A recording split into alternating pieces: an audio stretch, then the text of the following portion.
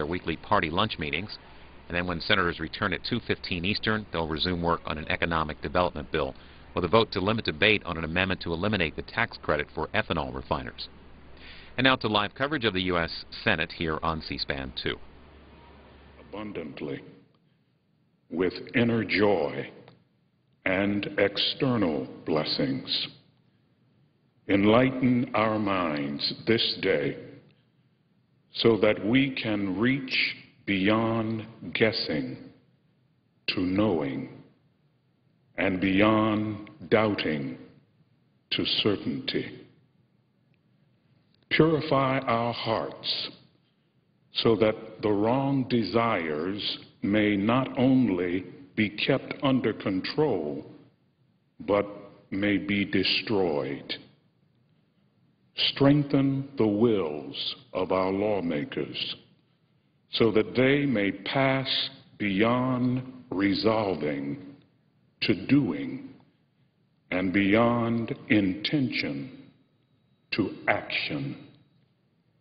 Answer for them the questions no human wisdom can answer.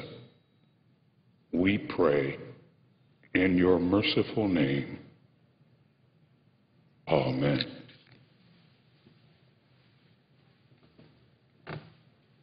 Please join me in reciting the Pledge of Allegiance to the flag. I pledge allegiance to the flag of the United States of America and to the republic for which it stands, one nation, under God, indivisible, with liberty and justice for all.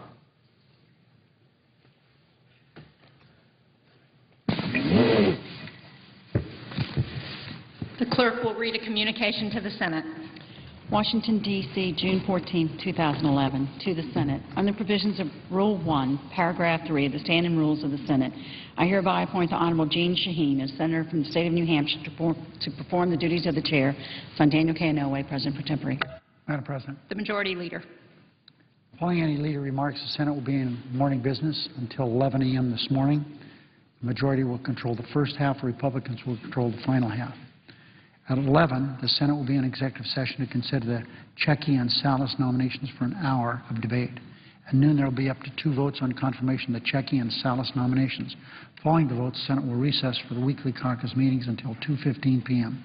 At 2:15 p.m., there will be an additional roll call vote on the motion to vote cloture on the Coburn Amendment No. 436 regarding ethanol. Finally, following the cloture vote, Senator Rubio will be recognized to give his maiden speech to the Senate. Madam President, I ask unanimous consent that the morning business consist of 1 full hour, equally divided, rather than ending at 11 o'clock. Without objection.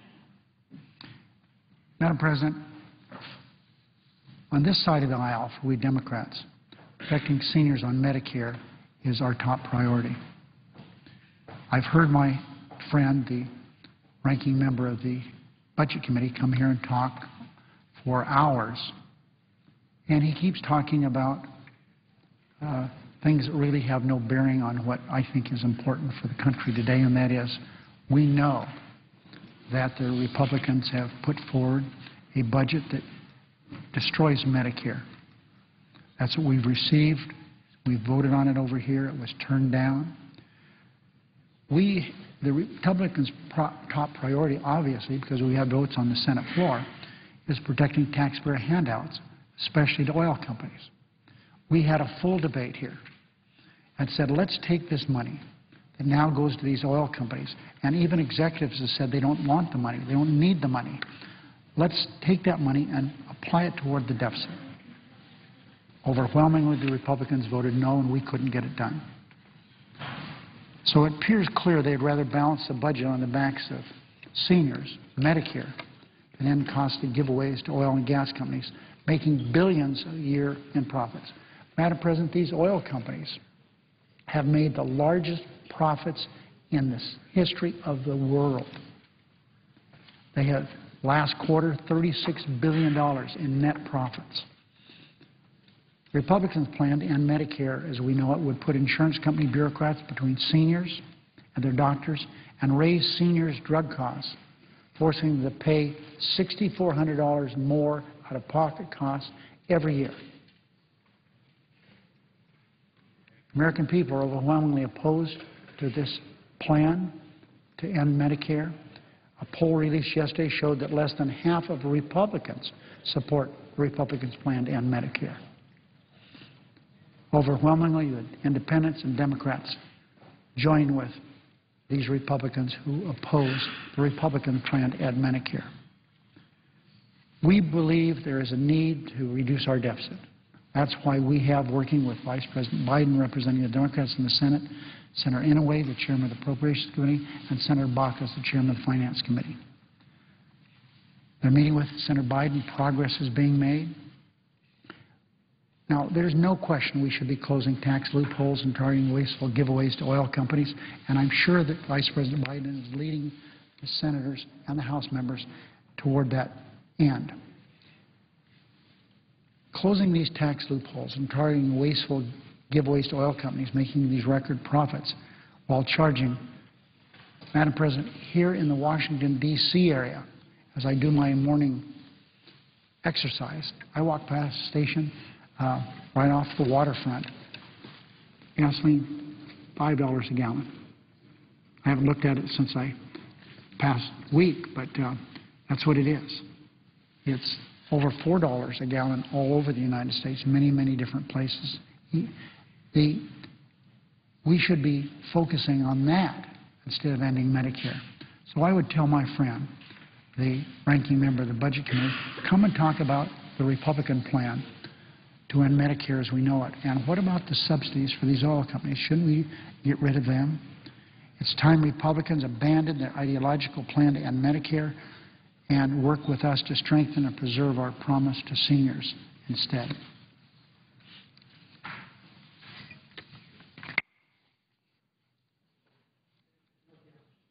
Clerk will call the roll. Mr. Akaka.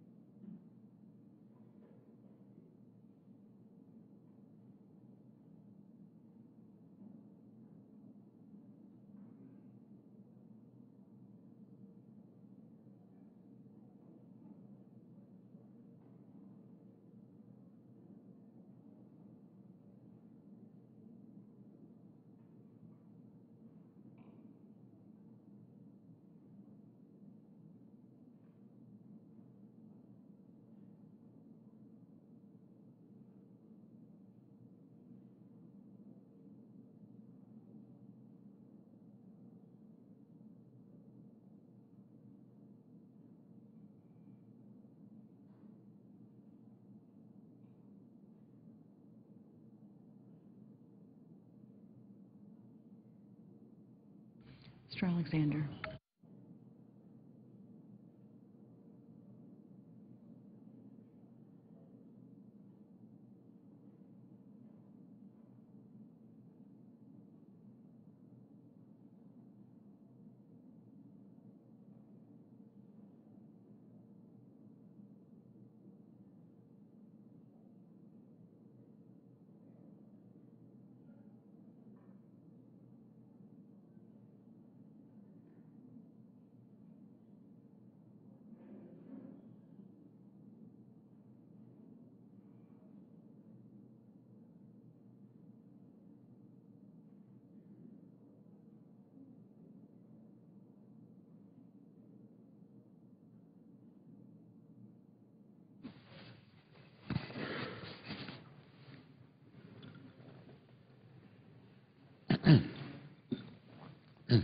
Madam President. Republican leader. I ask that further proceedings on the quorum call be dispensed with. Without objection. Madam President, since the attacks on 9/11 and the very beginning of the war on terror in 2001, most Americans have understood that we could no longer kind of passively wait for the next enemy attack. In order to defeat, dismantle, and disrupt al-Qaeda, our intelligence, military, and law enforcement officials would have to work together to defeat terrorist cells, whether they're in the tribal areas of Pakistan or, frankly, here in our own backyard. And yet, if some had begun to think after the killing of Osama bin Laden that we could now sit back and relax a little, there was a recent arrest in my state, in the hometown of my colleague, Senator Paul, of 2 foreign fighters who have openly admitted to conducting attacks against U.S. soldiers and Marines in Iraq, and that shows how misshapen the notice is. Let's look at that again. Here are 2 Iraqi terrorists arrested in Bowling Green, Kentucky, within the last couple of weeks. Now, the Director of Central Intelligence stated in an open hearing on Capitol Hill last week that about 1,000 members of al-Qaeda in Iraq continue to fight us over in Iraq. Now we know that at least two of them have left the battlefield over there to live right here in the United States. The case of Wad Ramadan Alwan and Mohammed Sharif Hamadi shows us that terrorists continue to pose an imminent threat.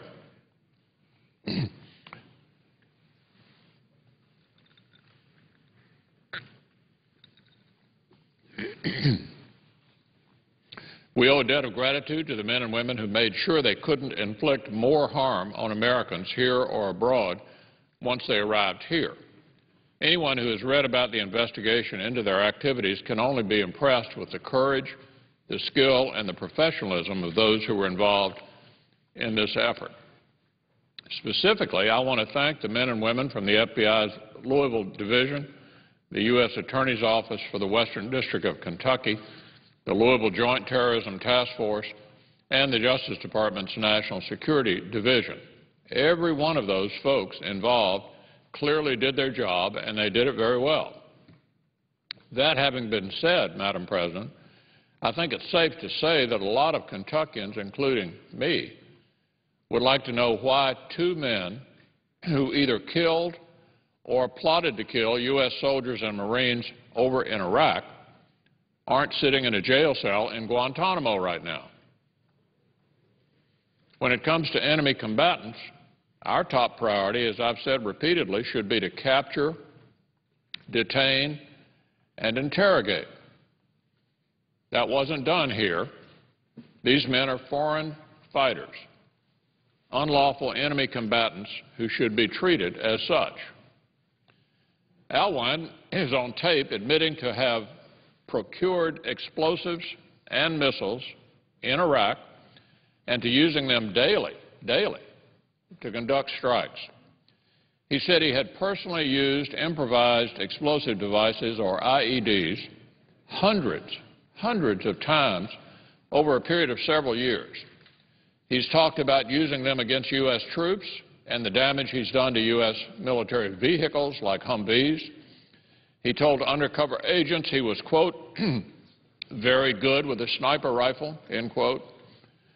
And in a reference to attacks on U.S. troops, he said, quote, his lunch and dinner would be an American.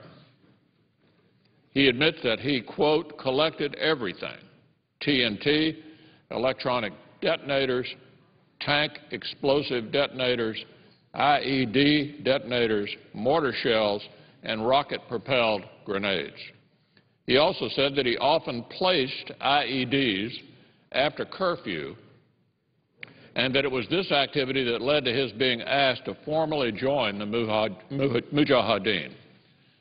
He even tried to demonstrate his expertise as a foreign fighter by drawing diagrams of 4 types of IEDs, explaining how to build them and discussing various occasions in which he used these devices against U.S. troops in Iraq. In describing one particular type of IED, Alwan said, quote, that anything lethal could be stuffed into it, such as ball bearings, nails, gravel, and whatever item that kills. Alwan's fingerprints have also allegedly been found on IEDs over in Iraq, in an area in which he is known to have lived.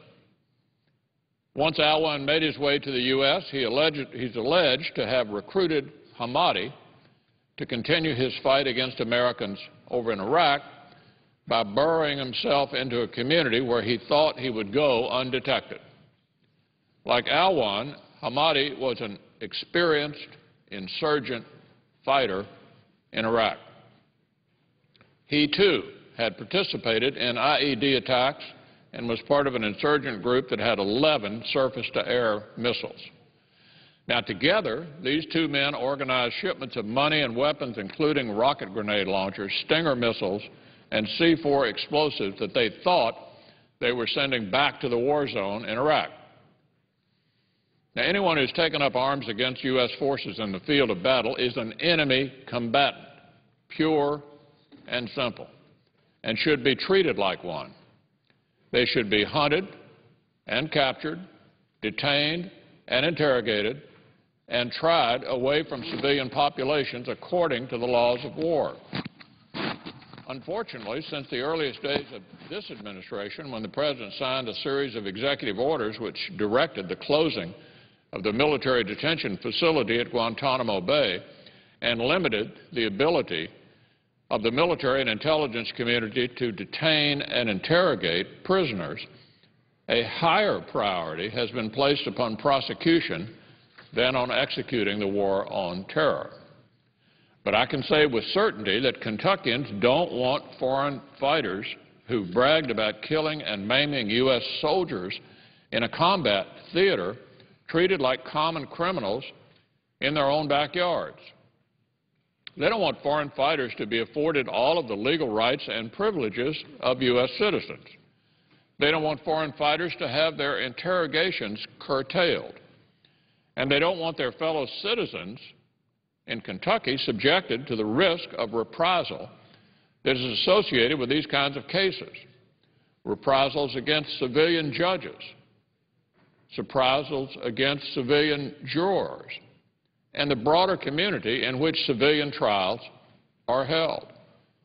That was one of the many reasons that residents and lawmakers in New York City rebelled against the administration's equally foolhardy plan to try Khalid Sheikh Mohammed in a courtroom in New York. And that's to say nothing of the security costs and the disruption that civilian trials for terrorists create for any American community. We have firsthand experience of this from the 2006 murder trial of Zacharias Moussaoui in Alexandria, Virginia. Despite all of this, however, the administration seems fixated on the idea that once we've caught terrorists, the goal isn't to get as much intelligence out of them as quickly as possible to prevent further attacks on soldiers and citizens, but to prove that we can treat them the same way we treat everybody else. Well, my response to that is maybe we could, maybe we can do that. I mean, you can put them in a U.S. court, but why in the world would you want to? You could, but should you? The administration likes to tout its confidence in the U.S. legal system. Well, I don't believe the American people need to try any enemy combatants in our own hometowns and cities to prove that our court system works. We know it works for American citizens. Prosecution is certainly important. But let's be clear, prosecution is not our ultimate goal in this war. Our goal is to capture or kill those who want to kill us here and abroad and who are plotting even now, as this case clearly proves, to wreak havoc on our troops overseas. This is really quite simple. Those we capture should be interrogated and, if necessary, indefinitely detained and tried in a military setting. Through these interrogations, additional intelligence can be derived that leads to additional targets, thereby weakening al-Qaeda and other associated terror groups at a moment when they are vulnerable. Now, the good news is we already have the perfect solution for a case like the one I've been discussing in Kentucky. These men don't belong in a courtroom in Kentucky, Madam President. They belong at the secure detention facility at Guantanamo Bay, Cuba, far, far away from U.S. civilians. Sending them to Gitmo is the only way to ensure that they will not enjoy all the rights and privileges of U.S. citizens. Sending them to Gitmo is the only way we can be certain there won't be retaliatory attacks in Kentucky. How would you like to be the judge in this case? How would you like to be the jurors in this case? Do they run the risk of being targets for the rest of their lives? Are they in a sort of witness protection program indefinitely? Why should we subject U.S. citizens to this kind of risk? Sending them to Gitmo is the only way we can prevent Kentuckians from having to cover the cost and having to deal with the disturbance and disruptions that would come with a civilian trial. And sending them to Gitmo is the best way to ensure that they get what they deserve. And so today I'm calling on the administration to change course. Get these men out of Kentucky. Send them to Guantanamo where they belong. Get these terrorists out of the civilian system. Get them out of our backyards and give them the justice they deserve. Madam President, I yield the floor. Madam President. Under the previous order, the leadership time is reserved. Under the previous order, the Senate will be in a period of morning business until 11 a.m. for 1 hour, with senators permitted to speak therein for up to 10 minutes each, with time equally divided and controlled between the two leaders or their designees, with the majority controlling the first half and the Republicans controlling the final half. The Senator from California. Thank you very much, Madam President. Madam President, I rise today in support of the Ethanol Subsidy and Tariff Repeal Act, which Senator Coburn has offered and I have co-sponsored, along with Senators Burr, Cardin, Collins, Corker, Lieberman, Risch, Shaheen, Toomey, and Webb. Madam President, I know that the fact that this amendment is on the floor, scheduled to be voted on at 2:15 this afternoon, has caused some deep consternation on my side of the aisle. There is objection to the procedures used. I am not going to get into that. I'm going to say a vote is a vote, and we are facing a vote at 2:15 unless something changes. Now, to be candid, if there were an offer to bring this to the floor next week or the week after for a time specific in a commitment specific, I believe that the author and myself and our co-sponsors would certainly agree to that. But in the absence of that offer, it is important that the United States Senate takes a position on a program that has become both gross and egregious. And I want to explain why I feel that way. Madam President, no other product I know of has the triple crown of government support that corn ethanol enjoys in this country. Its use is mandated by law. Oil companies are paid by the federal government to use it, so there's a subsidy. And corn ethanol is protected by a rather high tariff. Consequently, it's been very profitable for farmers. This amounts to almost $6 billion a year of taxpayers' money that goes to support the corn ethanol industry in this country. Put another way, that's $15 million each and every day spent on this subsidy at a time when, candidly, Madam President, we simply can't afford it. They say there are very few privileges left out there. This is one that is enormous. And I think we have to take a look at it. And I think if this bill passes, this amendment passes, nearly $3 billion is saved between July 1 and the end of the year. That's not insignificant. And it goes into the general fund, and it helps abate the debt and deficit. Since 2005, we have spent $22.6 billion on this subsidy, and it gets more expensive every year. In 2011, the government will spend $5.7 billion. In 2012, $5.9 billion. In 2013, $6.2 billion. And you can see, since the program came into being in 2005, and I voted against it then, it was at $1.5 billion. Then next year, 2.6. Next year, 3.3. Next year, 4.4. Next year, 5.2. 2010, $5.7 billion of a trifecta of Triple Crown subsidies to go to recompense people for using corn ethanol. It is wrong.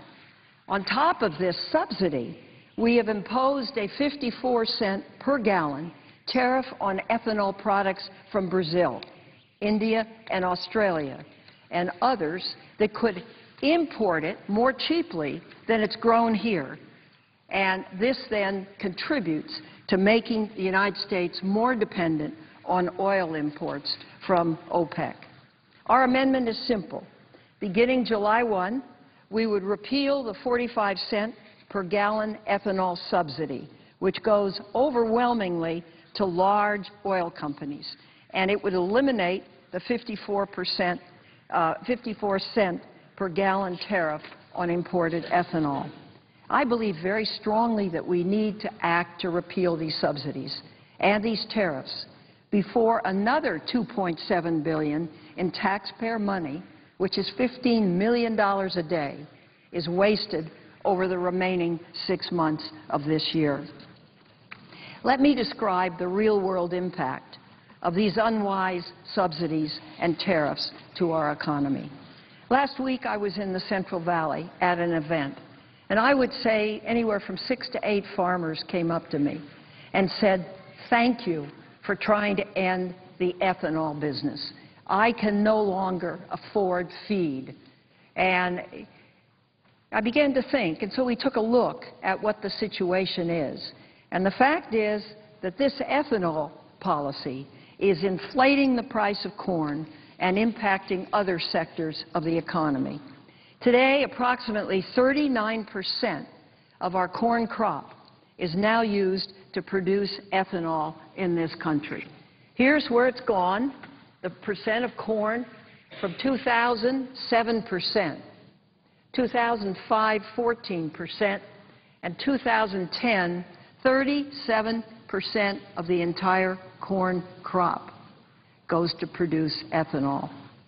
Corn futures have reached a record $7.99 a bushel on the Chicago Board of Trade last week.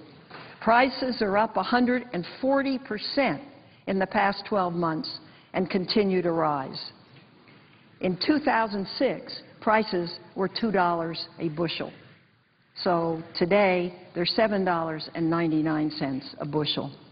So this has been a real spike in the price of feed. If it continues, one can expect major price increases in grain and food as well. The average price of corn has risen 225% since 2006. Here it is. 2005, 2006, here it goes down slightly, and it has gone up. In California, the annual feed costs for Foster Farms, this is the largest poultry producer on the West Coast, has tripled over the past year, increasing Foster Farms' costs for feed by more than $2 million. And this is more than the largest profit the company has ever made. And I hear similar stories from small producers, from co-ops, from dairymen and cattlemen throughout California. The price of feed is raising to such an extent that experts are predicting a mass slaughter of hogs and dairy cows this summer. In other words, it is becoming cheaper to slaughter the animals rather than to feed them. That's wrong. Paul Cameroon of Imperial County, California, recently wrote to me, "As a cattle producer who has never asked for a subsidy of any kind, I only ask that ethanol production stand on its own and allow true supply and demand to dictate the real price of corn." It seems to me he is spot on. And it seems to me when you look at charts like this on grain prices, on the huge subsidy that oil companies get, on the protective tariff, that one has to say enough is enough. The USDA predicts that continued demand from the livestock, ethanol, and food industry will reduce corn reserves to the lowest level since the mid-1990s. And these low grain reserves will have repercussions globally. We know that rising food prices exacerbate global poverty and could intensify political unrest in some parts of the world. But the bottom line is, diverting 39% of our crop towards ethanol is artificially driving up corn prices, which in turn is straining people and industries that depend on affordable corn. In addition to impacting the price of corn, the $6 billion annual ethanol subsidy is fiscally irresponsible. If the current subsidy were to exist through 2014, as the industry has proposed, the Treasury would pay oil companies at least $31 billion to use 69 billion gallons of corn ethanol that the Federal Renewable Fuel Standard already requires them to use under the Clean Air Act. The biggest recipient receiving money is BP, and it, according to reports, receives $585 million. I know my time is running out. If I may just conclude in 1 minute. Without objection. Thank you very much. So we can't afford and we should not pay oil companies such as ExxonMobil and BP to follow the law to the tune of $6 billion a year. So, as the GAO has found, the mandate for the use is duplicative in stimulating domestic production and use of ethanol, and can and is resulting in substantial loss of revenue to the Treasury. Let me just say one thing about the tariff. The tariff on low-carbon sugarcane ethanol, which I proposed repealing in '06, makes our nation more dependent on foreign oil. How? The combined tariffs on ethanol are 60 cents per gallon, at least 15 cents per gallon higher than the ethanol subsidies they supposedly offset. So this is essentially a major trade barrier. So we have a real problem with this Triple Crown. We mandate its use, we pay people to use it, and then we set a large tariff barrier to prevent anybody from importing any ethanol, whether it's corn or sugar, that's cheaper. And this is expensive. 15 million a day, 6 billion, as I've said, a year. I know many of my colleagues agree with the substance of this legislation, and I appreciate very much that the amendment is being considered under somewhat unusual circumstances and procedures. I hope we can have a fair vote. I hope that members will not disregard the import of what we are doing. We are essentially saving the government nearly $6 billion a year by simply repealing the subsidy, repealing the mandate, and repealing the tariff. I believe the time has come. Thank you very much, Madam President. I yield the floor. Madam President. Senator from New Mexico.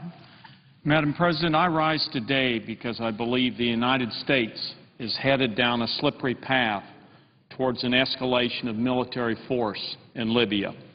I also believe that if the United States military is to be involved in such an escalation, then the United States Congress must exercise its constitutional authority and approve or disapprove of the President's proposal. I supported President Obama's initial decision to engage in a limited military operation to prevent an imminent humanitarian catastrophe. President Obama and the international community were clear. The targeting of civilians by Muammar Gaddafi would not be tolerated. Now it's been over 60 days since the President notified the Congress that he intended to use military force in Libya. We are adrift. We are without direction. We are in danger of fighting an expanded war, a war that was originally justified as a limited military operation, a no-fly zone, to prevent civilian casualties and an imminent catastrophe. This war has now been slowly expanded to one that is pushing for regime change. Madam President, we have been down this path before. Let's not go there. In Libya, we are now receiving reports that helicopter gunships are being used to target ground forces, something that was never originally intended under the premise of a no-fly zone. In fact, it seems that the no-fly zone has slowly evolved into what some have called a no-drive zone. The Congress has not approved this action. I do not believe that the UN Security Council approved such an action in UN Security Council Resolution 1973. We also hear that it is now the policy to support regime change and that there are some plans to arm rebel groups. Some outside groups and members of Congress are clamoring to escalate the war in Libya. They believe air power will never dislodge Muammar Gaddafi and his family. The U.S. Congress has not approved the use of military force to achieve regime change. Flooding the region with small arms is also being proposed. This would be a major mistake and could lead to a host of unintended consequences. We do not know enough about the rebels fighting Gaddafi, but we do know that there are plenty of mercenaries as well as members of al-Qaeda waiting to exploit any chaos. If arms are flooded into the region, there is no guarantee that they will be able to be accounted for, and in my opinion, there's a high likelihood that those arms could end up in the hands of some very unsavory and dangerous individuals. The bottom line is this: Congress has not had the opportunity to weigh in. Like my colleagues, I deplore Muammar Gaddafi. I support a democratic transition and his departure from power. But the military goals should be defined and limited as a matter of policy. It should not include regime change. This would be a dangerous escalation. As many of you know, the Senate Foreign Relations Committee was planning a markup for last Thursday of Senate Resolution 194, titled Expressing the Sense of the Senate on the United States Military Operations in Libya. I had strong concerns about the resolution we were scheduled to consider. A sense of the Senate is clearly not an authorization for use of military force.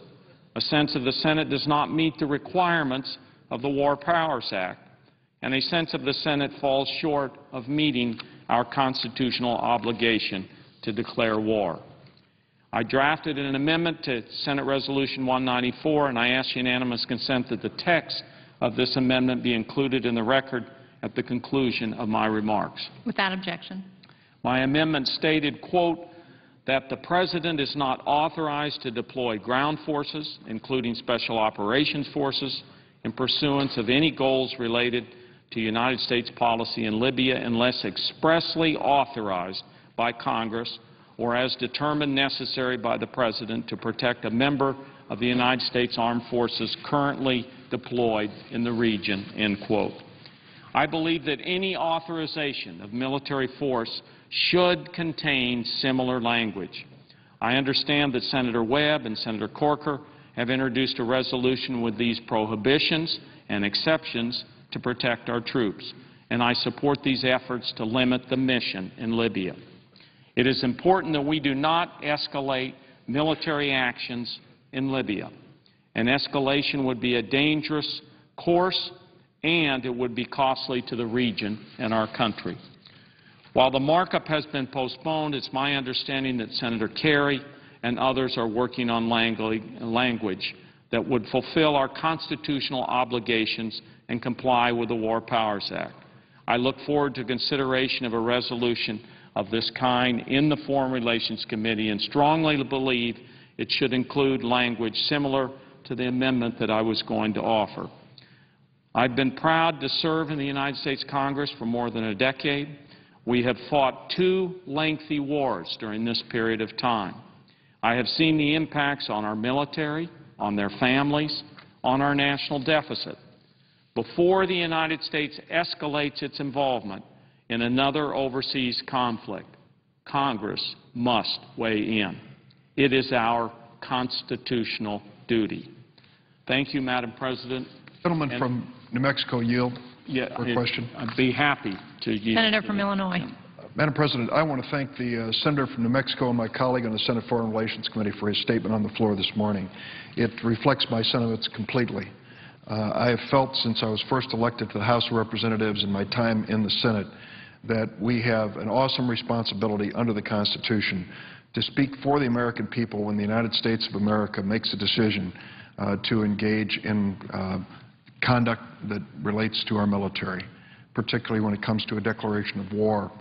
It is clearly understood that if American citizens are under threat of attack or American soil is under threat of attack, the President has the power to move and move quickly as Commander-in-Chief to protect us. In this instance, the War Powers Act, after 60 days, suggests that it's now, at that point, the responsibility of Congress to step forward, speaking for the American people, and to make a decision as to whether we go forward with military commitment.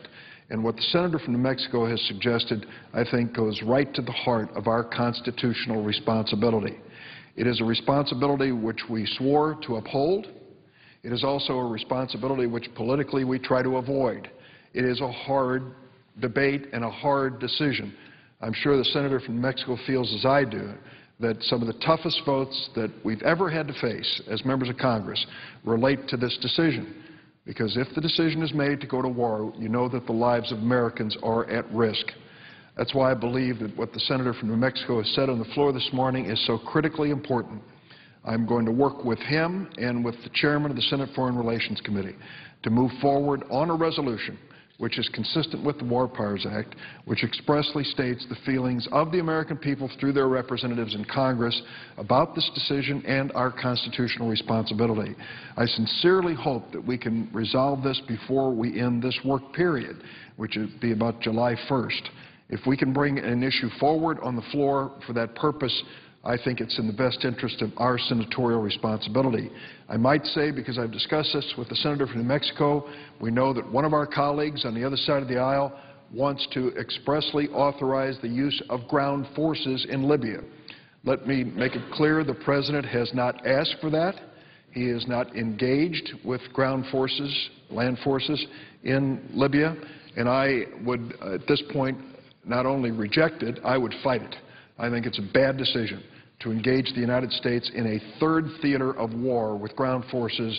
I think is way too much at this moment in our history. So I thank the Senator from Mexico for not letting this issue disappear amidst the hubbub of all the agenda that we face on the floor of the Senate, but to come to the floor and remind us of our constitutional responsibility. And I'll close by thanking as well Senator Cardin of Maryland, who has been a lead sponsor in our efforts. I'm working with him and the Senator from Mexico and other like-minded senators. So I thank you for coming to the floor, and I know that wasn't in the nature of a question, but I would ask you, do you agree? Senator Durbin, thank you very much for your statement, and I believe that all of us working together, our chairman at the Foreign Relations Committee, Senator Cardin, others, the presiding officer, who's also on the Foreign Relations Committee with us, I think we can come to a resolution which complies with what the President has stated. And the President says he has no intention of sending ground forces into Libya. But it's important at this point in time, as you've pointed out, as the Constitution mandates, that we step in and express the will of the American people on this issue. And that is the whole purpose of what I'm on the floor for today, and I look forward to working very closely with you. With that, I would note the absence of a quorum. Clerk will call the roll. Mr. Akaka.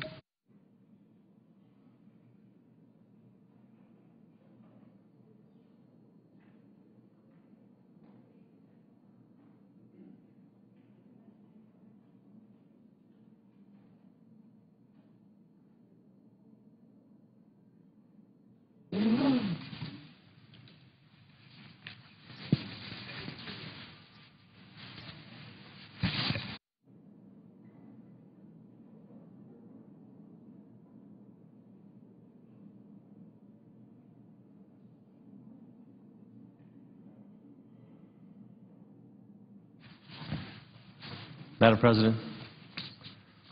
Senator from Indiana. Madam President, I know the full-time allotted. The senator should know that the Senate is in a quorum call. Madam President, thank you. I ask for vitiation of the call of the quorum. Without objection. Madam President, I know that the Democrat side has not used up its full allotment of time, but as another speaker is not here, I'll go ahead and hopefully we'll be able to yield time to them if someone else does come forward. Madam President, I've been on the Senate floor several times now in the last several weeks to discuss our grave economic condition, the need to reduce Washington's out-of-control spending, and most importantly, the urgent need to start taking action before time runs out. If there is any remaining doubt in anyone's mind that the U.S. economy is facing an historic and unprecedented fiscal crisis, consider a few of the recent news reports since I last spoke on the floor, which was just not that many days ago. The report came out saying national unemployment increased to 9.1%, with over 22 million Americans unemployed or underemployed. This is not how we rebound from a recession, historically. There is something more going on here than the normal economic downturns and upturns of the cycles, the economic cycle. This is something of historic proportion. Since I last spoke on this floor, 2 more rating agencies, Moody's and Fitch, have issued serious warnings that it may downgrade America's ratings, AAA debt ratings. This comes after S&P already lowered its outlook of the U.S. economy to negative. And just last week, on the cover of USA Today, was the frightening headline, "The United States owes $62 trillion of unfunded obligations amounting to $534,000 per household." Those are unfunded obligations. We have funded obligations that we currently owe in addition to that, and some put that even higher. There was an interview yesterday by Bill Gross, who heads up PIMCO, the largest holder of bonds, largest bond fund in the country, in the world, actually.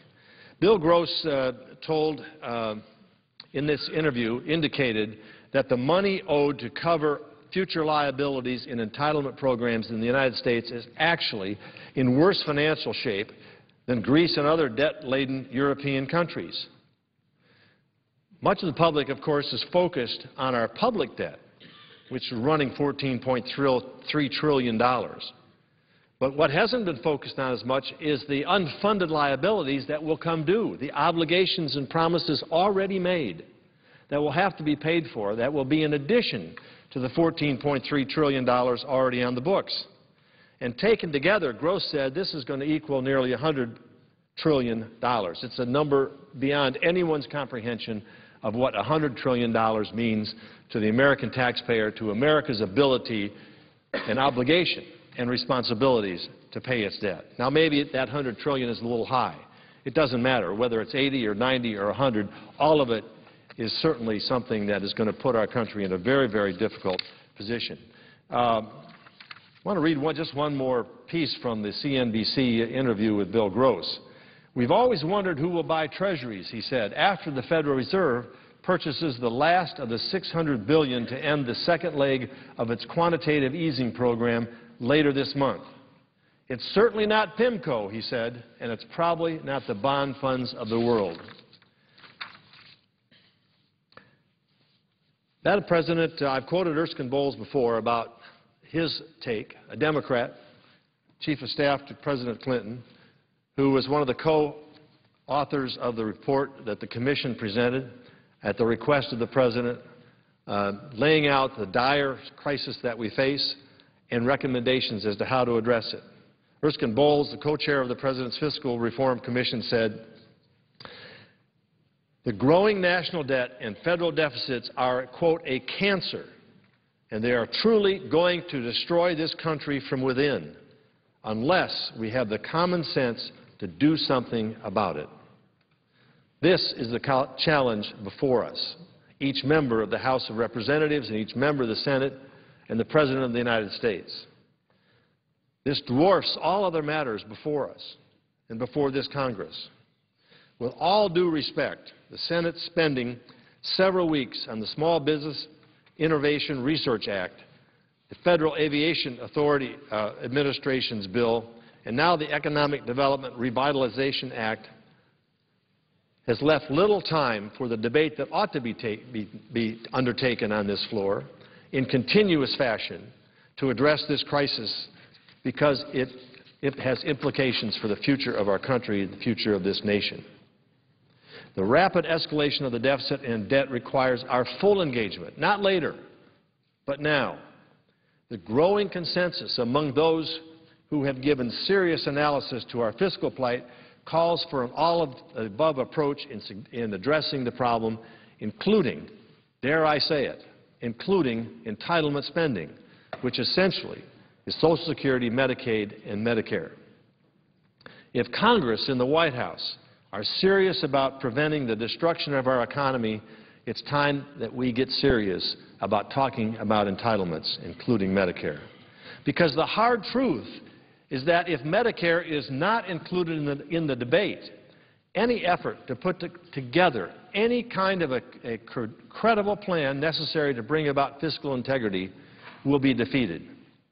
Medicare has proven to be the greatest fiscal challenge facing this country. It alone, last year, took in $1.8 trillion of new liabilities, which is more than we spend on all defense non-discretionary spending. Non-discretionary spending is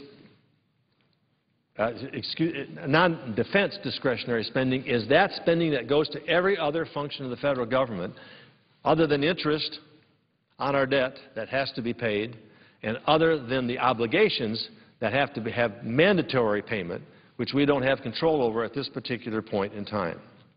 The Medicare trustees recently sounded the alarm bells in a report announcing that the program's total of unfunded future obligation is a staggering $38.4 trillion.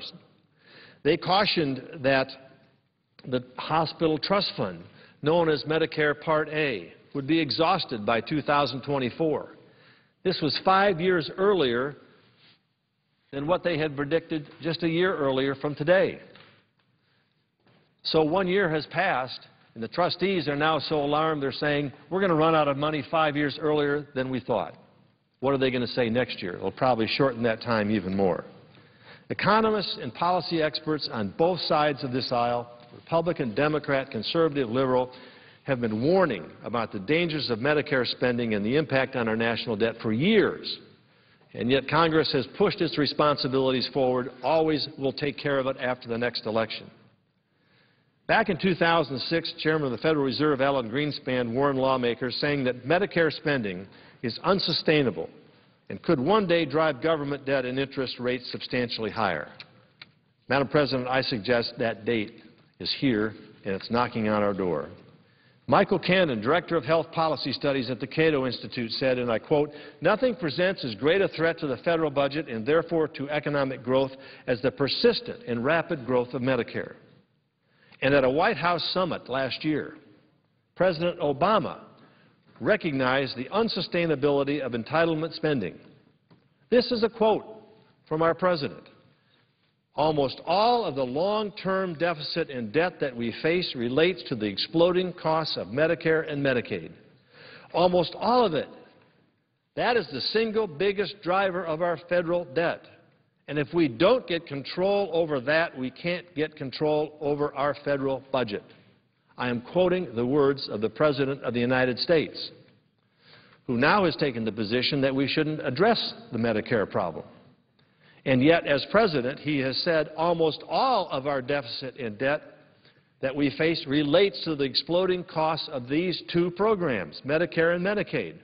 And he repeats it by saying almost all of it, the single biggest driver of our federal debt. Alice Rivlin, who served as budget director under President Bill Clinton, said it best: "There's no mystery about what we ought to do. We just need to get on with it." Mr. President, we just need to get on with it. But that hasn't happened. And despite the President's own recognition of the single biggest driver of our federal debt, and despite the warning sirens from economists and even the Medicare trustees, the President has yet to submit a single proposal to address this urgent problem. Others in positions of leadership have also decided to ignore these critical warnings about Medicare and its looming insolvency and threat to our fiscal house. They've rejected any proposals for, quote, changing Medicare as we know it. Well, this category of people are the do-nothings. I wonder if I could just ask for 2 more minutes. Without objection. Unanimous consent for that. Thank you. Let me skip forward here. This has not happened. Despite the President's own recognition of it, we have not taken this plan forward. There are do-nothings who think that if we do nothing, Medicare will be secure. Actually, the do-nothings are the ones that are making Medicare insecure. It is those that have taken the responsibility to stand up and recognize this problem and be free and open and debate and be honest with the American people. They're the ones that have had the courage to go forward, and yet they get reviled for, quote, throwing grandma under the bus or taking Medicare away. I was approached by a person in a factory in Indiana just last week, and he came up to me and said, "You're taking away my 88-year-old mother's health care." He was upset, and rightfully so, but he was also, I told him he needed to be, he's upset at the wrong person, because we're trying to save that health care. We're trying to save Medicare. We have two options, Madam President, and I will conclude with this. We can either continue with the status quo and let Medicare go bankrupt, or we can step up to the plate, debate thoughtful proposals, and work to keep our promise to America's seniors by enacting meaningful reform. It is those of us that are willing to step up to the plate that are here to save Medicare, not destroy Medicare. It is those that are saying we need to do nothing or refuse to do anything that are going to cause Medicare to go bankrupt and take benefits away from the seniors. This is the debate that we've had. We are burdened by this. We need to address it. It's a challenge of the day. Let's get forward, stand up, and do the right thing. Madam President, I appreciate the extension of time and yield back my time, whatever is left. Madam President. The Senator from Georgia. Madam President, I ask that I be allowed to speak as if in morning business and that I be followed by Senator Coburn. Without objection. Madam President, I rise today to speak on my colleague from Oklahoma's amendment to the Economic Development Act, which would repeal the volumetric ethanol excise tax credit. His amendment is number 436. For months, there has been very heated public debate surrounding the blender tax credit for ethanol and the tariff on imported ethanol. Some of my colleagues advocate repealing ethanol-related tax incentives immediately, while others are adamantly opposed to changing course on tax policy that was passed at the end of last Congress and that would extend these tax credits through the end of this year. Regardless, it is clear that Congress must make a decision on whether to reform the ethanol blenders tax credit and import tariff this year. In my home state of Georgia, I see both the positive and the negative effects that this tax policy has had. While it has spurred the growth of the ethanol industry, some say it has caused drastic increases in the price of corn-based feedstock prices. A new study prepared for the upcoming G20 meeting shows that biofuel subsidies are directly related to food price volatility. I believe that because the credit is set to expire in December of this year, and that many ethanol producers have the credit embedded in their business plans, that Congress should not immediately repeal the tax credit. Now, when it expires at the end of this year, even though I've supported this tax credit for all of the years that I have served in both the House and the Senate, I think the time has come. And if we tell the blenders today, at the end of this year, this tax credit is going to expire, and it needs to expire then. So I do not intend to support an extension of that tax credit beginning upon the expiration at the end of this year. But regardless of where one stands on the underlying issue itself, I believe that the amendment deserves to have a vote on its merits and not be blocked by procedural tactics. Because so much attention has been paid to the issue and because we've had such extensive debates, this amendment deserves an up or down vote rather than being stopped by a filibuster. And for this reason, I intend to vote in favor of the motion to invoke cloture on the senator from Oklahoma's amendment, and I encourage my colleagues to do the same, and I yield the floor. Madam President, may I make an inquiry of the